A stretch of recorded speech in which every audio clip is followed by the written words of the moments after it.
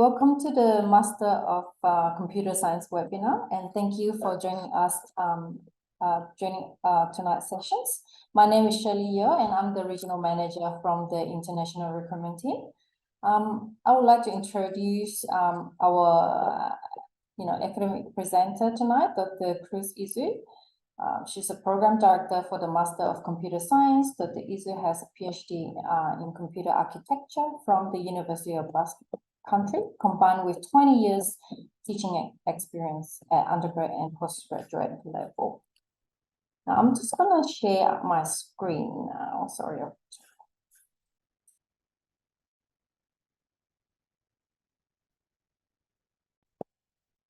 Okay.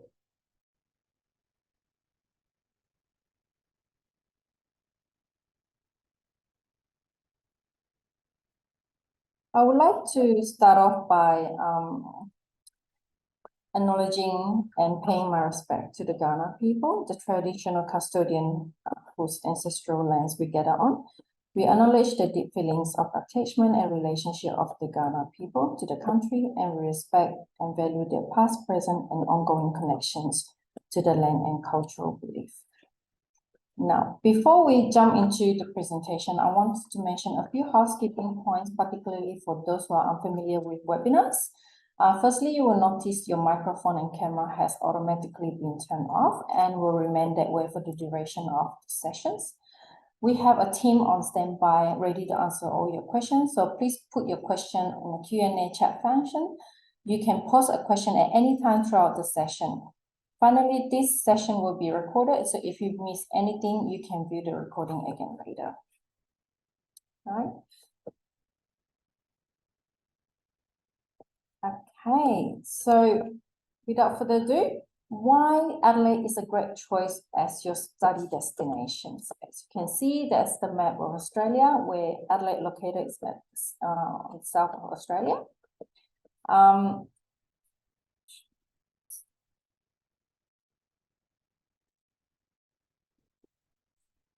Adelaide is a perfect city for students. Adelaide is one of the most livable city and is home to people from all around the world. Its caring community is what truly makes it a great place to live.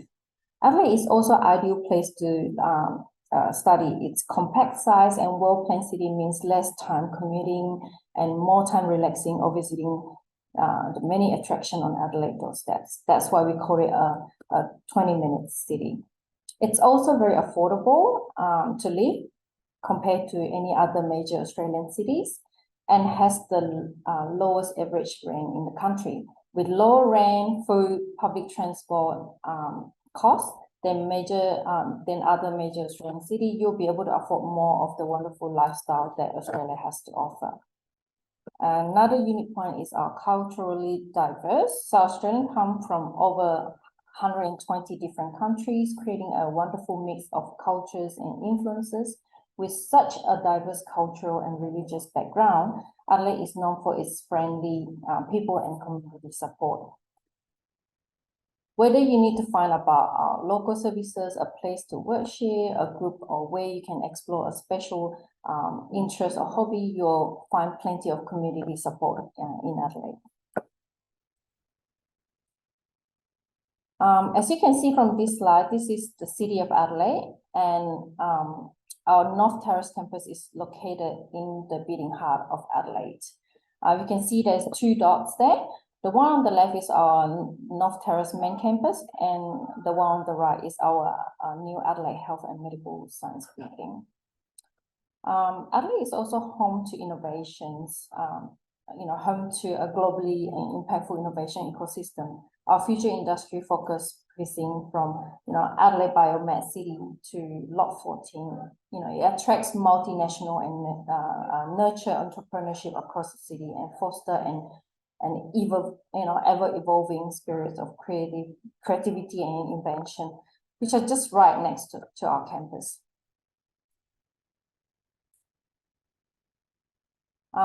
Just an overview of our North Terrace campus. So why choose the University of Adelaide? We are members of Group A, a research-intensive university with more than 82% of our research rated above world-class standard. We are the third oldest university in Australia, and we'll be, celebrating 150th anniversary next year. We also associate with 5 Nobel laureates and produce more than 115 world scholars. We also rank #1 in STEM in South Australia,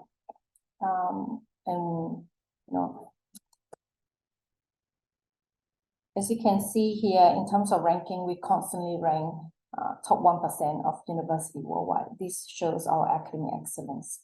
For Times Higher Education World Ranking, we rank 88, and then for QS World Ranking, we rank 89. So that's just a quick overview from me for now, and I would like to now hand over to Dr. Isu. Okay, so hello everyone. So the school, we used to be a school of computer science. Now we have merged with maths, but we have a very strong research background, originally in computer vision, and also in related machine learning and cybersecurity. So then, to say, rank it 50th in the computer science and engineering degrees. Okay. Next, please. Okay. So we have a very strong core of professors working originally in computer vision, and then they move into machine learning. So we have an Institute of Machine Learning. I think maybe on the next slide. And that is probably, one of the tops in the world. We do, apart from having these masters of computer science, there is another program just run on machine learning alone, and another one on cyber, so that are more specific. This master is more sort of mixed or open to different themes.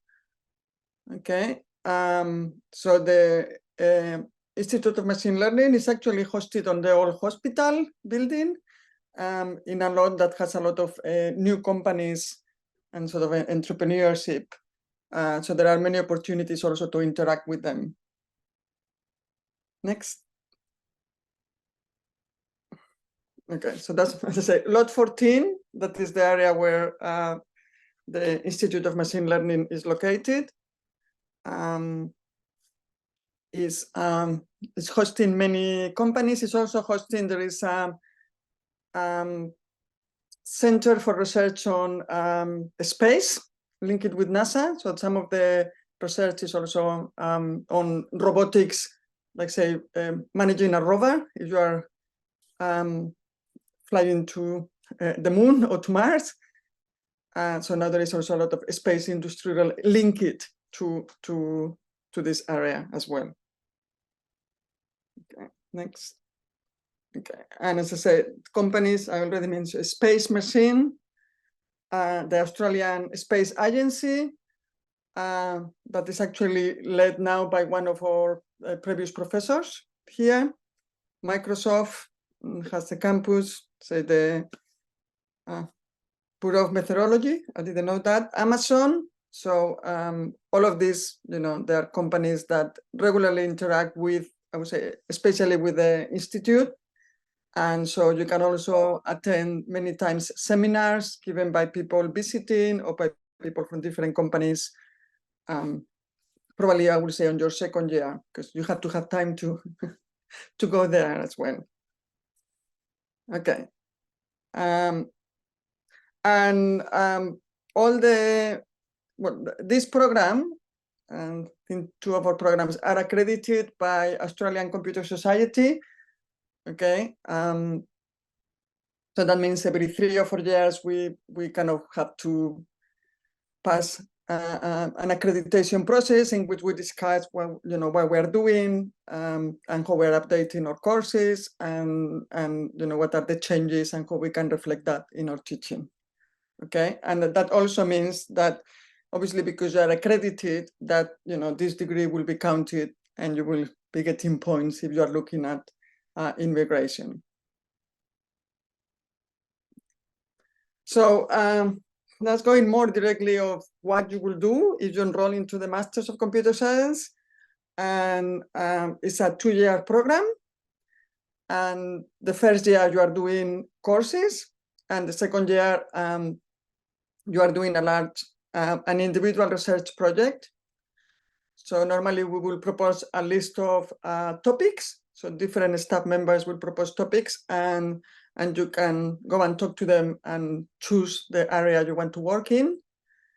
And you will be working 9 units, so the bulk of the 1 semester, the first semester plus 1 course, starting the project and understanding what you're doing. The second semester of that second year, you are doing half of your workload will be doing that research project. At the end of the research project, you will present a report and a presentation. And this research project is also a pathway into PhD. So if you do well mostly into also the courses, but the research project itself, then you may apply for scholarships for PhD afterwards. Okay, so so I mentioned before, say second year you are doing the research project that is 15 units, so that's 9 1 semester, 6 the next. A standard load in Adelaide is 12 units, so that means you are doing 4 courses normally, and each course is 3 units. So in the first semester, you have 1 core course that is a revision of programming, and you will do another course electives. And then second semester, and in combination with the project, you will have a list of courses that vary from year to year, but they normally tend to cover kind of level 4 or advanced topics. So we were talking about cybersecurity or mobile and wireless networks, complex systems. As I say, the courses, the offerings change a little bit year to year, so we haven't finalized next year. We are trying to offer more choices because I know the last 2 years they were a bit restricted. So and hopefully, there is enough variation there. And to say we normally on the core course you are doing that course on your own, so just the MCS students. The other courses you are also combined with honors students that are taking that level 4 courses. Okay. Oops. Okay. So actually, teaching staff, I have to say, we are being so successful that 2 people here have left. So I didn't have the time to leave the photo. So Jubal Jerome just took up a professorship in Germany, and Gustavo Carneiro has moved to UK. Everyone else is here. We do have also a new professor coming from Estonia. So, there's a lot of movement in computer science with the staff lately. And the ones we put here, the list, are the ones that are probably more successful. Ian, Reed, and TJ are involved in the Institute of Machine Learning. Okay, and Nick is our associated head of a school, and Claudia Sabo is the director of teaching. Okay, you probably have maybe some of them in some of the courses, or you may have, another local staff. Obviously, there is a big component of research that most staff members contribute to. So, whoever is teaching you, there will be someone that is up to date with the topics that we are teaching.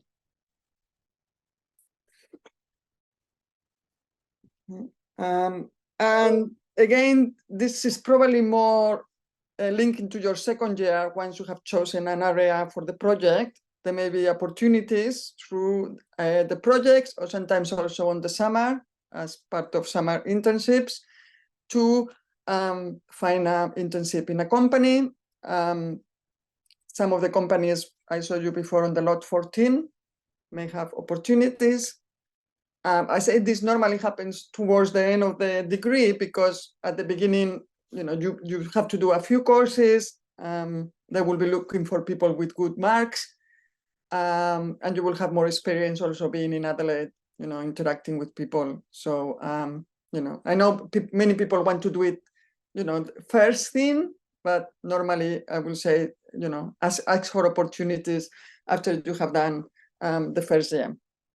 There is also companies that visit us regularly, normally trying to, get new employees from graduates. So, they come and talk to us, you get free pizza, you get seminars. So there are opportunities to interact with companies outside as well.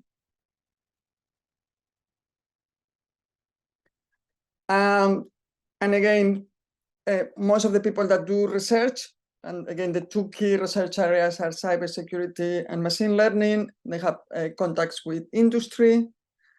And this is, again, you may come across that when you do a project or if you attend seminars. So there is, there is pathways to find companies and interact with them. Okay. So let's say I'm not up to date of who has gone where, but these are examples. C-Link is actually a big company here that runs ferries and logistics. By Systems is a company that does a lot of the work for defense. So a lot of logistics, electronics, intelligence for submarines that are actually built in South Australia. So there is a lot of technology linked to that. Okay. And I'm actually not too familiar with MIT big data. Okay. But as I say, there is, opportunities for strong students to, to be placed there. Okay. Okay.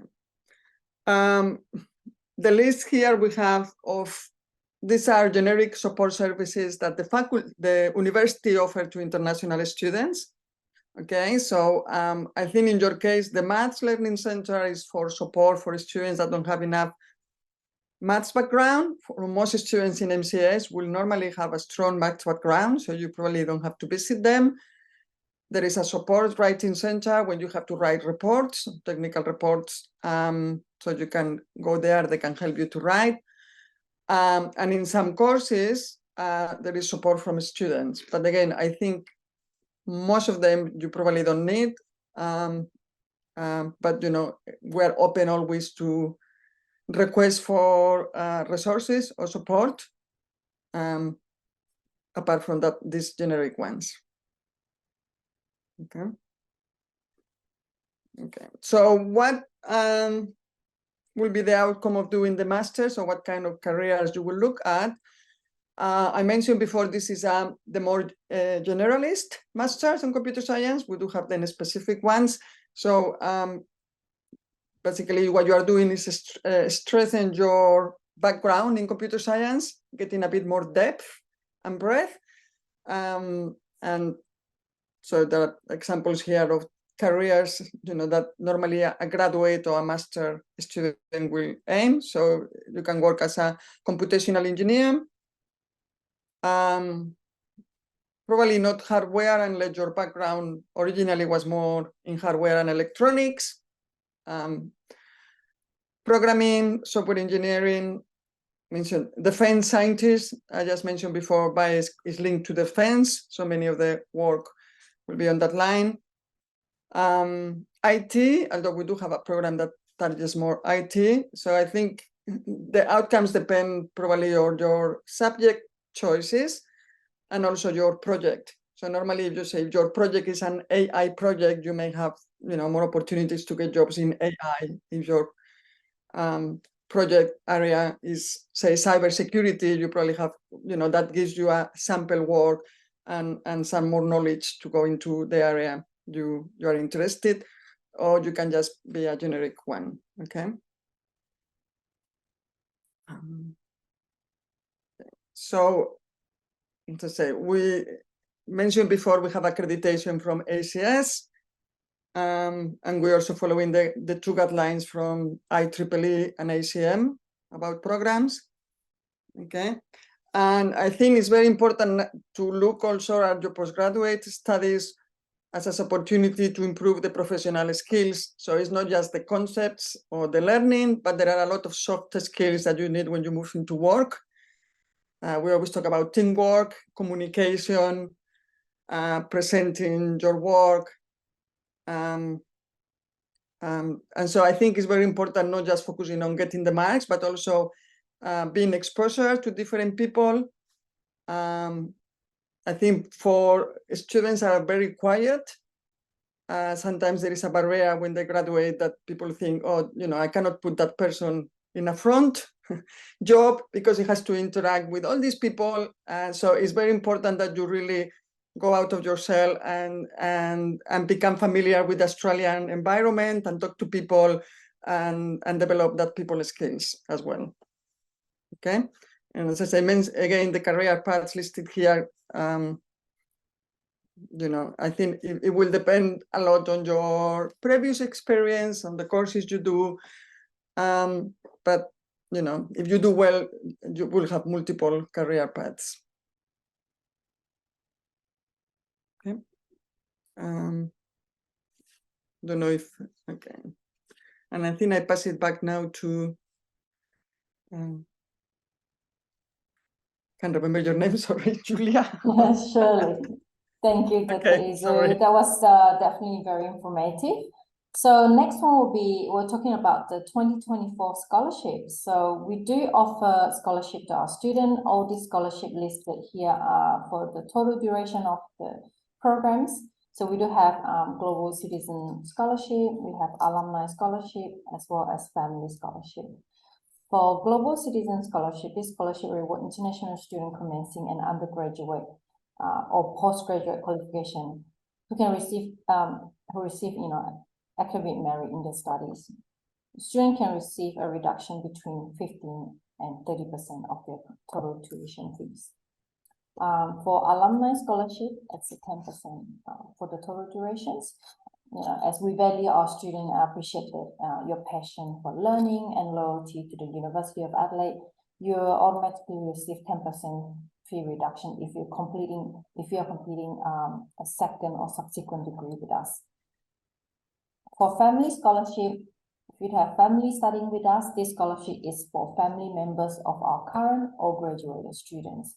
Simply provide an English translated birth certificate or that shows your relationship, and you will automatically receive that 10% fee reduction. For more information about scholarship and the terms and conditions, just visit our website on the link provided here.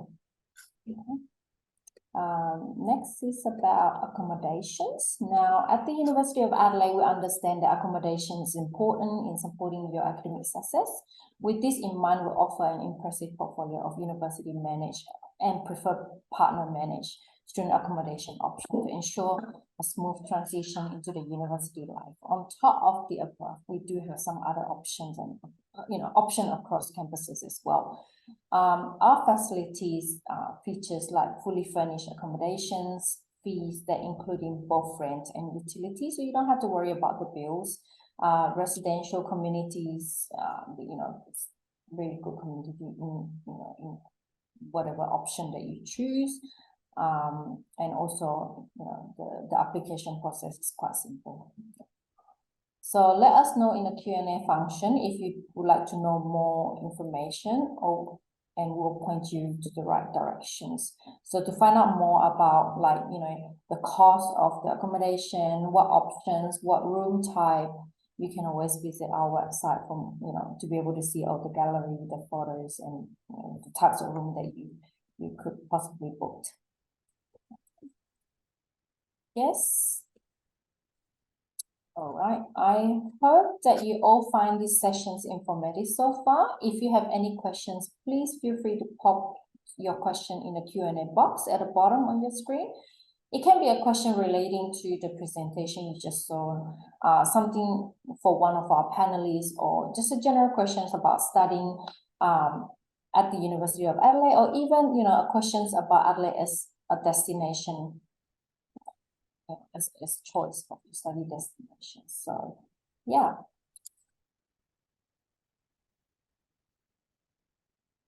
I will stop sharing the screen, and then we will, look at the question and see how we can answer your questions. Okay, I can probably answer the one about research and teaching assistance opportunities. So normally we are looking for tutors to tutor students first, second year, programming labs. At the moment, we have a very large intake. So we have like 500 students from first year. So we need a lot of tutors. And normally for, let's say you arrive first semester, probably will be too late. By the time you arrive, we have already allocated. But you can, once you have done one semester, before, like 1 month before the second semester starts, we normally put a call for people, or you can, talk to your teachers as well, find which courses we're doing on undergraduate. And so there is opportunities. And obviously we are looking for people that, know the courses well, but we're also looking again for people skills, students that can explain well to different level skills. So normally we do an interview if you haven't done it before. And once you are on the system, you normally will get the next year another one and another one. It's always finding the first position that it matters. And on research, again, probably once you start the research project, you are more involved with research staff. But if you are here, I imagine you want to go back home and see your family, but if you are here during the breaks and you talk to people, I always joke, I say, we like free labor. So if you want to get experience, and you talk to people, that's a very good way sometimes to explore different topics. I do maybe like 1 month, and then I see if I like that topic, and I can do that topic as a research topic, or so there is opportunities. But as I say, I think again, you shouldn't be looking too early the first semester, because I think you first have to settle down and get kind of more familiar with everyone. But definitely there are many.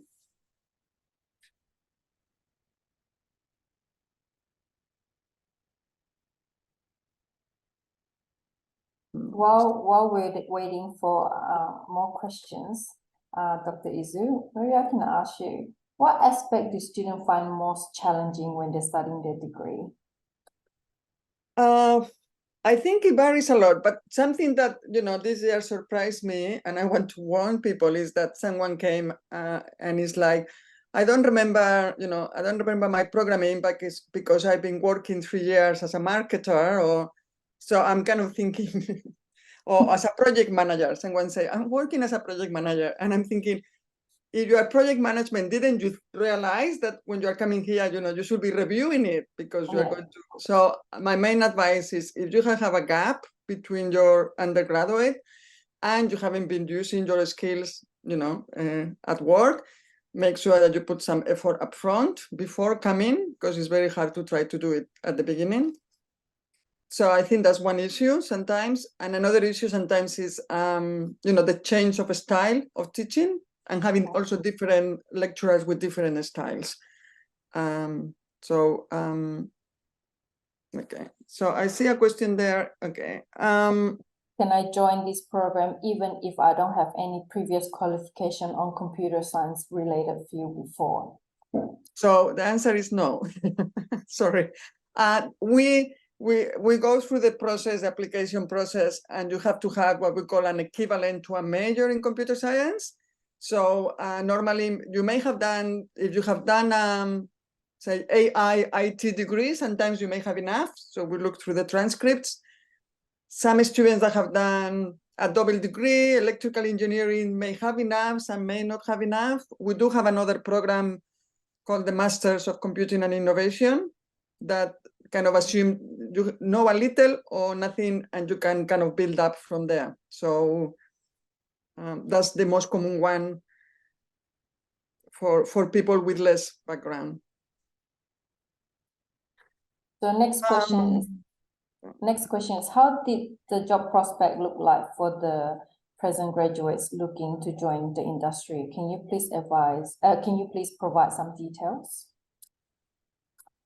And again, I keep relating, I think students that do well, strong students normally find jobs.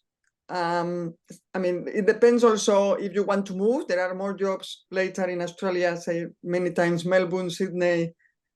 But, you know, some people like Adelaide, you may have to wait a little bit for a better job. So I think, and again, I mentioned before people skills. So I think don't wait for finishing the degree to start making contacts. You know, try to use every opportunity to have that contacts, and that will open opportunities for jobs. Okay, so I'm not going to say everyone gets employment when they finish quickly enough, because, you know, it's not true. But I will probably say that you know, most, I will say more than half will probably get it, and the other ones may have to, you know, look for different places. A few, you know, it also depends a lot. You want to stay here. Most students tend to stay in Australia, some return home.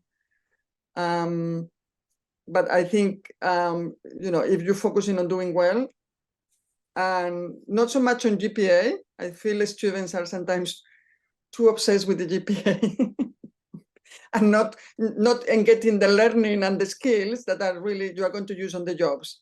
You know, sometimes it's better to get a D and interact with people than to get an HD and be home reading books. So I think is you know, as a rounded graduate, you have more chances. Okay. I guess networking while studying is really, really important. Yeah. So there's another question. Oh. And no, we don't have, as I say, on this, we don't have enough range to have majors. So that's why we have another master's. You know, we have a master's on machine learning and we have a master's on cybersecurity. And so that's kind of like majors. So there are different master programs. I mentioned at the beginning, this is more of a general computer science program. So I think your main specialization comes through the project you choose.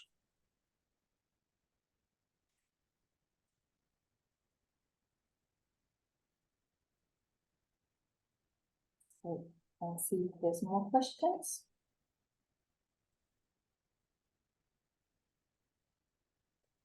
And then maybe, you know, answering your question before of struggles, many of, you know, our systems or labs have Linux operating system, and sometimes find some students are not familiar with that. They have gone through Windows, which surprised me as a computer science person. But so, you know, the same that brushing up your programming skills, if you are not familiar with Linux, it will be a good idea to at least get a bit more familiar before coming as well.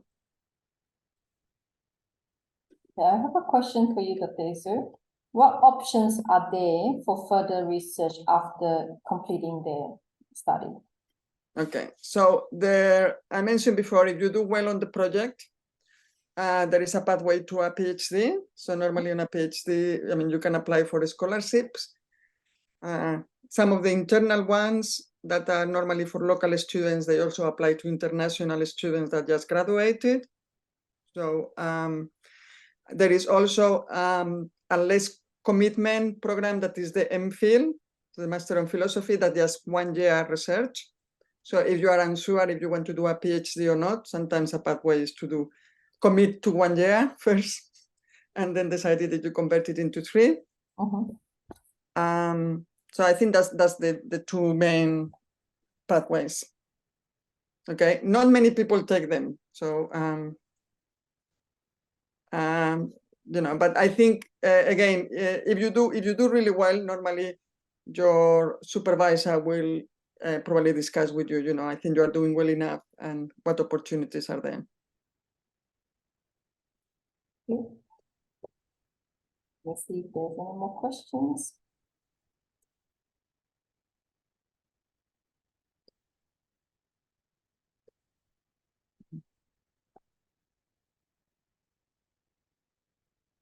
I saw someone asking about, Indian GPA to be converted to our GPA 7 scale. Now, I just want to let this particular attendee know that, you know, every qualification have different grading scales. So we are unable to just tell you what is it that is equivalent to our GPA 7. So if you do want to know the exact answer, the best way is to maybe email to us, and then we will be able to advise you more accurately depending on what kind of qualification that you're holding. Yeah. Okay, there's one question for you. As previously mentioned, I'm on track to fulfill the requirement for my Bachelor of Science in Computer Science degree by February 2024. While I can readily provide my transcript to the university, the actual degree conferral is expected in 2025. Given these circumstances, I would like to inquire whether it is possible for me to secure admissions to the university. I'm prepared to coordinate the submission of my degree documentation in 2025. Would this arrangement be acceptable? I think I'm going to answer this one. So basically, you can still apply to the university, even, you know, you don't have your conferral or, you know, full supporting documents. What we'll do is we'll issue you a conditional offer. So when the document is available, then we will remove that condition and you'll be able to accept it. So you still can't accept unless you have the, you know, everything. So basically all the required supporting documents. Okay. I don't know if I'm confused because I deal with some of them. So in Adelaide, one thing is when your transcript says you have completed the degree, there is one date, and then the ceremony of getting your degree maybe a few months later. But once your transcript says you have completed the degree, that is enough. So I don't know if, you know, with overseas, what I'm saying, one thing is it has to be registered. You have completed all the requirements for the degree and your transcript says so. Yes. It's to the conferral as a ceremony. As a ceremony, yes. As long as your transcript saying that you have completed, like, you know, an official transcript, then that's fine. Okay, how many hours of classes? So I mentioned before, you normally do 12 units. So you do 4 courses per semester, and normally each course will have a 2-hour lecture per week. And then you may have then, in some courses, you are expected to do the work, and there is no, you know, there is kind of casual contact hours consulting. In other ones, you may have a lab, a 2 hours lab. So every course will be sort of between 3 to 4 hours a week. So that means that, you know, you are doing 4 courses. So you're going to have 12, 16 hours contact hours. You have to be at uni. Lectures also are recorded. So, you know, if you get a job and one day you have 1 lecture only, you can watch it after. So many people have, I would say, part-time jobs. So it's, you know, I don't think it's an issue. It's more of an issue of remembering that when you know, a course, we say normally full-time is 3-unit course is 10 hours a week. So if you have 3 contact hours, we expect you to put 7. Maybe you are very clever, you can do it in 4. Okay, because you have to be reading the notes, you have to be preparing the assignments and the practicals. So just, you know, keep in mind that you obviously have to put extra hours, but I think there is always time for the jobs, because normally you will have also a constraint of, you know, the number of hours you can work. So, okay.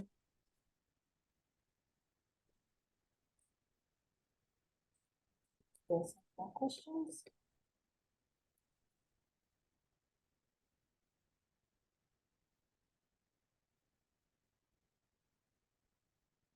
We'll give it another 1 minute to see if there's any questions before we wrap up.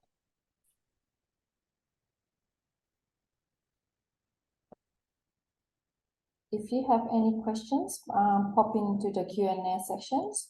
We'll open it for another couple minutes. If we don't get any questions, then we'll wrap up.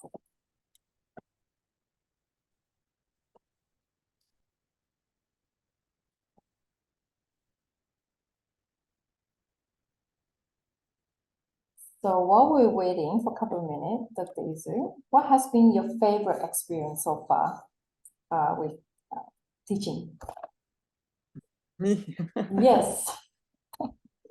Oh, I mean, I think always this year I'm not supervising MCS student because I was on leave, so I didn't pick one. I was going to be on long service leave, but I think when you get a committed student, that is engaged on the project, and just showing them and helping them to do research is always good. And I think getting the students where they have the kind of aha moment when they everything clicks. That's obviously the best part. So it changed. This is the thing with the job. You see so many people and different courses. So there is a lot of ups and downs. As well. So how many students do you normally supervise? It kind of varies from year to year. Normally on masters, we normally have, it's not a very large population, so we may have 20, 25. So roughly, maybe 1 or 2. It's more, each staff will have 1 or 2. We also supervise some undergraduate students, and the numbers are going up there. So at the moment I have 5 undergraduate students. So yeah, it changed. And then on the other masters, on the computing and innovation, I sometimes teach the project on first semester. So I actually talking to a lot of the staff and some of the industry trying to source projects for them to do. So that's fun, but it's also very stressful because you have to find them. That's true. But it makes it fun.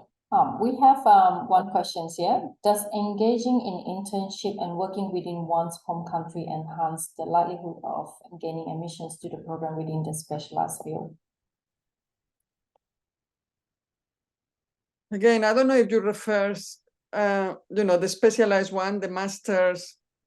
You are asking about the other masters or not. I think the admission for that ones are similar. So if you have if you are admitted into this program, you cannot be admitted into the other ones. Okay. That actually they expect less. So there is a few more kind of bridging programs, courses to do. I think because if you have more, then you can adapt the study plan to do other courses. You don't need the bridging program. While the Master of Computer Science doesn't have a bridging program because you already have done a computer science degree. Yeah, he's asking about you're asking about the machine learning. So as I say, on the machine learning, the other main difference is that at the moment, computer science is offering semester mode. Although you may be able to take some electives from trimester, while machine learning and cybersecurity are offering trimester mode. So that means you are doing 3 courses per trimester. So you are doing 9 per year instead of 8. So depending on when you start, and if you overload or not, you can kind of finish a little earlier. The main difference again with that one, it has a more, if you didn't have enough programming experience, you do like a more basic course on programming. You do also a research project. So the research project there obviously is in machine learning. And there are courses there, many of them are obviously all related to machine learning. If you do Master of Computer Science, you are probably able to pick a couple of electives from that program. Okay. I'm not sure. The only thing with that program is I don't know if we have gone through accreditation yet. So that may be an issue, I think, at the moment with that, because it's only been offered, I think 3 years now. So it's a new program.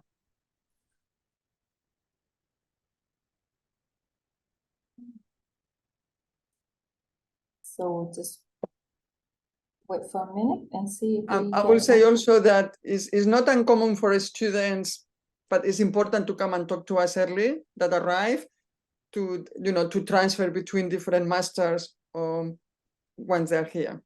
It's obviously it's easier from MCS to other masters because you normally have all the knowledge, so it's harder the other way.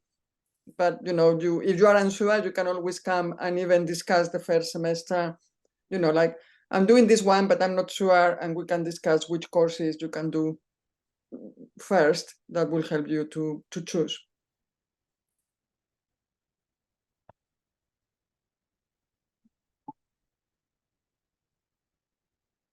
Right. So if you all still have questions for Dr. Izu, or okay, there's one more coming. Would you kindly provide me with a list of postgraduate courses in the field of computer science that are available for July intake?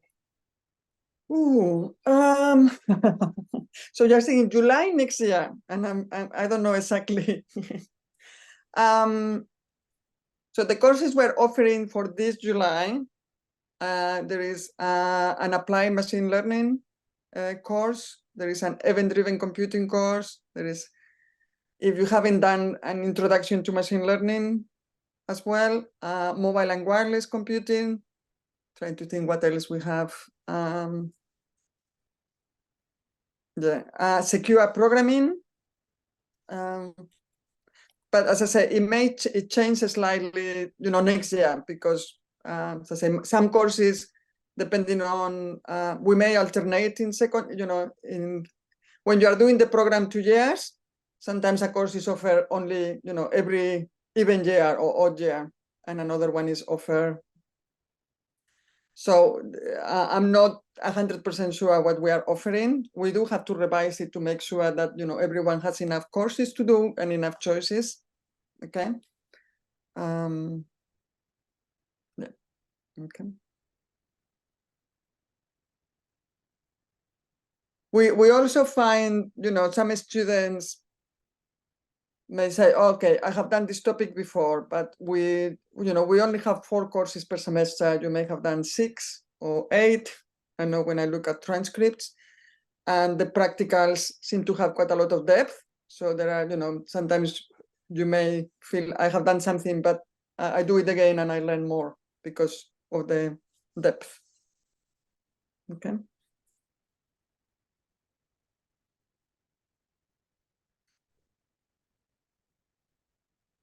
So if you have any other question or would like to talk to one of our future student team members for a one-on-one chat, you can always contact us at start@adelaide.edu.au. You can also find more of our information about the university and all our degrees by visiting our websites on the degree finder. Okay, I guess that's, we're about to wrap up for today's sessions. I would like to thank Dr. Izu and our panelists for their times this afternoon, and of course, you all for joining us. Thank you and enjoy your. We hope you enjoy the webinar. Have a good one. Okay, and see you next year. See you next year. Okay. Bye.